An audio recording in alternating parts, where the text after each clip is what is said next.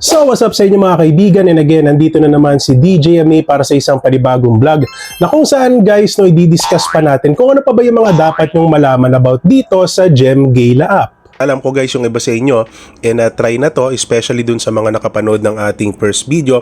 But yung iba talaga is hindi talaga sila nagbabasa muna, or sabihin natin hindi muna nila inaalam yung rules ng isang app. So that's why naandito tayo para explain sa inyo kung ano nga ba talaga yung rules dito sa Gem Gala. So punta po kayo dito sa inyong profile and click nyo lang po tong FAQ or FAQ.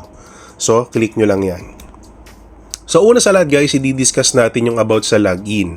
So yung iba po sa inyo guys, minsan hindi kayo maka-login or sabihin natin na nagla-login failed. So ito po pala yung dahilan guys. There are cheating violations in your account, and if you cannot log in, please email official@igemgala.com to contact us. So ito guys, yung iba kasi hindi natin maiiwasan na gumawa tayo ng hindi maganda or sabihin natin ng illegal dito sa isang app na ito. So that's why nagkakaroon kayo ng tinatawag natin na violation. So kung hindi po kayo makalagin, isa po ito sa dahilan kung bakit hindi kayo makalagin sa Gem Gala. Okay? And then next po tayo. Ayan. So sa invitation naman guys, sobrang higpit din po talaga ni Gem Gala. So sabi po dito, no reward for invitation if it is found that the invited user cheats or has alt accounts. So pag sinabi po nating alt accounts, is ito po yung tinatawag natin na dummy accounts. Kasi alam naman natin guys na sobrang laki ng role ng invitation pagdating sa Gem Gala, kasi nagbibigay sila ng gem points every day. No, depende kung ilan yung na-invite mo sa isang araw, ilan yung gem points na marireceive mo. So nakadepende po yan dito. So once na ma-detect po kasi ni Gem Gala na may ginagawa po kayong hindi maganda or illegal, is for sure guys, no, papatawan niya po kayo ng violation. Okay, so in short guys, pinagbabawal po ni Gem Gala na gumawa kayo ng madaming dummy accounts or alt accounts. Ayan, hanggat maaari guys, sa isang tao, isa or dalawang account lang, you will not be rewarded. Ayan, if the invitation is a normal user, the reward will be received within 24 hours. Pag sinabing normal user guys, ito yung, for example, nag-invite ka, may nag-register dun sa invitation link mo, and sabihin natin nag-task siya or nag-recharge siya, and sabihin natin yung in-invite mo is that talagang bago sa Gem Gala, is yun, may marireceive kang gem points after nung araw na yon. Okay, depende sa kung ilan yung na-invite mo at ilan yung nag-recharge, ilan yung gumawa ng task sa mga invites mo. Okay, so ang maganda lang kasi dito guys, talagang gusto ni Gem Gala na maging patas siya sa mga bagong users at dun sa mga masipag talaga mag-grind. Okay, next tayo. So dun sa pangatlo guys, yung top up.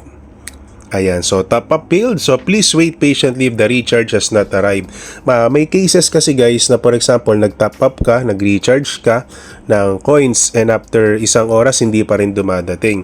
Pero sa kaso ko naman guys, pag nagta-top up ako rito, is wala pang 20 seconds. For example, nag-top up ako, nasa akin na agad yung coins. So that's why hindi ako nagkakaroon ng problema dito. But ang sabi dito ni Gem Gala regarding sa top up failed, if the recharge does not arrive after 1 hour, the platform will refund you. Automatic guys, ibabalik niya yung na-spend mo na pera. Depende kung magkano yung tinap up mo. So, in case na umabot ng isang oras guys. Ayan. So, pangalawa, if you have not received the recharge or the refund for a long time, it may be that your network is abnormal. So, ang ibig sabihin ni Gem Gala dito guys, baka kasi mamaya sobrang bagal ng internet nyo. So sabihin natin, alam niyo yung internet na parang nag-aagaw buhay siya, yung sobrang bagal talaga is naapektuhan talaga yung mga ganitong senaryo. So that's why ang suggestion ko sa inyo guys, kung gusto niyo po talagang mag-grind or ipurso itong mga live streaming app na ito, is upgrade niyo muna yung internet nyo. Kasi mahirap naman na dumating na yung point na magkaroon kayo ng problema tapos hindi nyo maayos kasi nga mabagal yung internet nyo. Okay, so ayan, sabi dito, we will deal and reply you as soon as possible. You can update to the latest version and there will be no recharge problem. So guys, ito pala advice ko pa sa inyo. So lagi niyong bibisitahin yung Google Play Store, and syempre hanapin niyo yung app na Gem Gala. So once na may nakalagay na update nyo na agad para hindi tayo magkaroon ng problema. Okay, so back tayo. So yung pang-apat guys, withdrawal. The withdrawal review time is 24 hours. So yes guys, proven and tested na yan. Kasi meron siyang timer.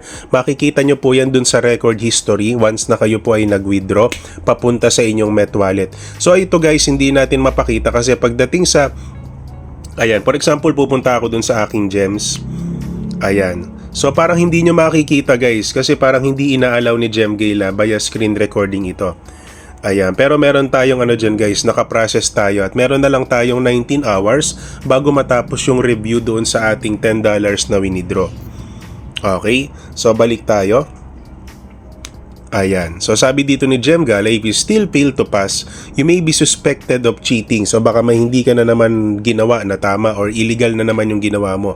So dito naman sa Gemgala guys, alam nyo naman yan sa sarili nyo na kung hindi kayo nandadaya, wala kayong alt accounts at sabihin natin na all okay naman, legal naman yung ginagawa nyo. So hindi kayo magkakaroon ng violation dito. Okay? So Met Wallet has withdrawn but not received. So ito naman guys, yung pangalawang scenario is for example, nakapag-withdraw na kayo from Gems to Met Wallet. Itong pangalawa naman is Met Wallet has withdrawn but not received. For example, sa GCash, no? So please check your Met Wallet account on the withdrawal page. The money will only be issued to the Met Wallet account displayed on the withdrawal interface. So it means guys, automatic pag nasa Met Wallet nyo na siya at nag-withdraw kayo gamit for example ang GCash, is pag nawala yung laman ng Met Wallet nyo, automatically is papasok at papasok na po yan sa inyong GCash. Kasi mawawala lang po yung laman ng Met Wallet nyo once na nakapag-send na po siya ng payment doon sa third up payment application na gagamitin nyo like sa GCash or sa bangko. Okay?